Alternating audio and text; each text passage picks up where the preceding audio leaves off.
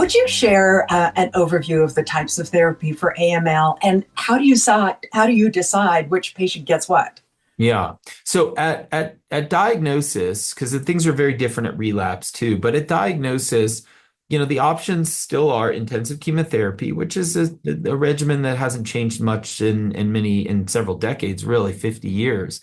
And then there are other treatments. There's a treatment called venetoclax that we give with that we pair with a low intensity chemotherapy treatment, either azacitidine, decitabine, or something called low-dose cytarabine. Those are the three sort of partners for venetoclax.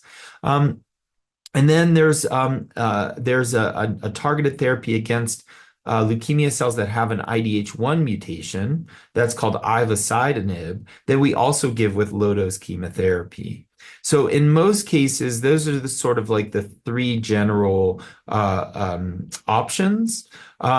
That last treatment with that's targeted against IDH1, we typically preserve that for older patients or those that really are not good candidates for intensive chemotherapy, but who have that IDH1 mutation, which is only somewhere around 10% of AML patients. And then then the main decision then is, do we give intensive chemotherapy or do we give the venetoclax regimen? And our policy is sort of, if we think we can cure you with intensive chemotherapy, and there's certain disease biology subtypes that can be cured potentially with intensive chemotherapy, then that would be our first choice for you.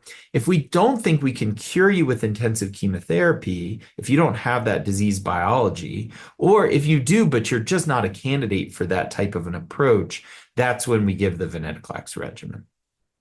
Are there other targeted therapies that you use? Yes. So venetoclax is a targeted therapy against BCL2. Now, that is not one, like unlike some of these other gene mutations, you don't have to have something. There's no mutation in BCL2 that you need to be a candidate for venetoclax. We give venetoclax pretty much to any potential AML patient.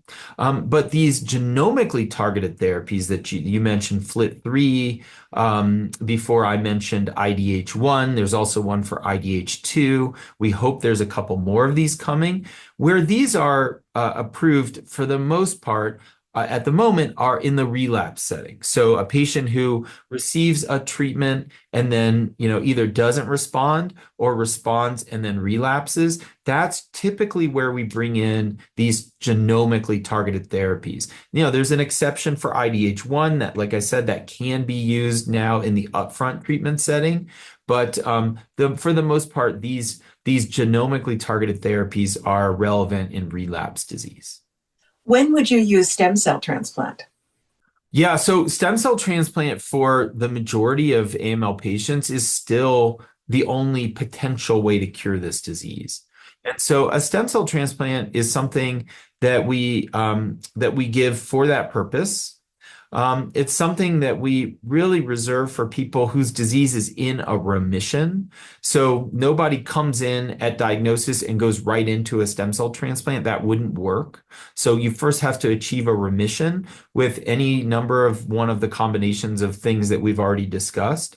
But once a patient is in a remission and doesn't have a curative strategy with like intensive chemotherapy, or some other approach, and is a good candidate for a transplant, which is a whole other sort of set of circumstances that has to be considered. That's patients who we offer a transplant for.